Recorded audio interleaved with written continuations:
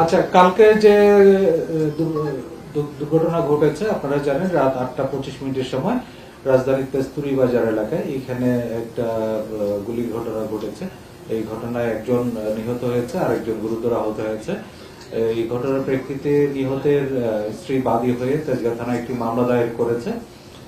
এ পর্যন্ত আপডেট রয়েছে। এর মধ্যে নিহতের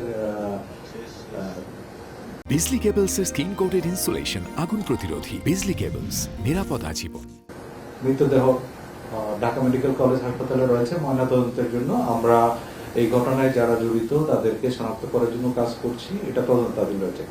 এটা একটা বিচ্ছিন্ন ঘটনা হিসেবে আমরা দেখছি। তারপরও এই ঘটনার পিছনে অন্য কোনো কারণ জড়িত আছে কিনা বা কারা জড়িত তাদেরকে আইনের আওতায় নিয়ে আসার জন্য আমরা কাজ করছি।